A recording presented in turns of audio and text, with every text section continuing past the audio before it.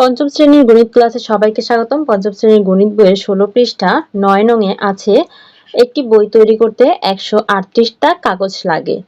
70,000টা কাগজ দিয়ে কয়টি বই তৈরি করা যাবে? এটি প্রশ্ন করেছে। তো এই প্রশ্নটির সমাধান করব আজকের ক্লাসে। খেয়াল করো আমরা কিভাবে এই প্রশ্নটির সমাধান করব। প্রথমেই বলা হয়েছে একটি বই তৈরি করতে 138টা কাগজ লাগে। তার মানে 138টা কাগজ দিয়ে বই তৈরি করা যায় একটি। ঠিক আছে, আমরা এই লাইনটা এইভাবে লিখবো, 138টা কাগজ দিয়ে বই তৈরি করা যায় একটি।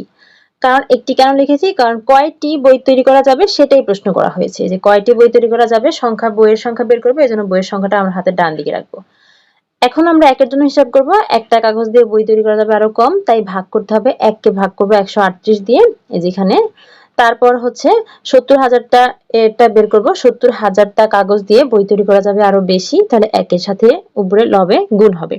তাহলে 1 দিয়ে 70,000কে গুণ করলে 70,000 একে 70,000 হবে, আর নিচে আছে 138। তাহলে এখন 70,000কে 138 দিয়ে ভাগ করব, ভাগটা আমি এই পাশে দেখিয়েছি, খেয়াল করো। এখানে 70,000কে 138 দিয়ে যদি ভাগ করতে চাই, তাহলে 700 এর মধ্যে 138 যায় 5 বার। 5 দিয়ে 138কে গুণ করলে 5 আর চলে আসে 0, হাতে 4, 3 5 15 আর 4 19, 19 9, হাতে 1, 5 একে 5 আর হাতের 1 হয় 6।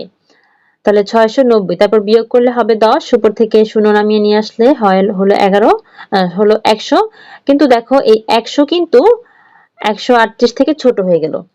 তাহলে 138 100 এর মধ্যে কয়বার যাবে? একবারও যাবে না, একের চেয়ে শূন্য ছোট আছে 0, তাহলে 0 বার যাবে। তাহলে এখানে 0 দিয়ে আমরা 0 দিয়ে যদি 138কে গুণ করি তাহলে কত হবে? 0 হবে। এখন বিয়োগ করলে আবারও 100 হলো, উপরে থেকে এবার এই 0টাকে আমরা নামিয়ে নিয়ে আসলাম। এবার কত হলো? 1000। এখন 1000 এর মধ্যে 138 কয়বার যাবে? 7 বার। 7 দিয়ে গুণ করলে হবে 966। এখন বিয়োগ করলে হবে 34।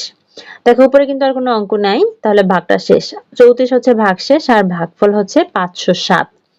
খেয়াল করো, এখন ভাগফল যেহেতু 507 হয়েছে, তার মানে 560টি বই তৈরি করা যাবে, আর অবশিষ্ট রয়েছে 34, ভাগশেষ অবশিষ্ট 34, তার মানে অবশিষ্ট 34টা কাগজ থাকবে, অবশিষ্ট থাকবে 34টা কাগজ।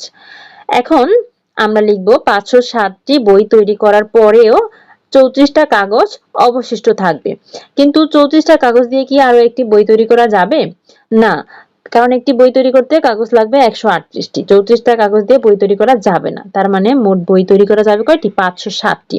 তাহলে আমরা এটাই লিখবো যে 34টা কাগজ অবশ্য থাকবে। ঠিক আছে, থাকুক।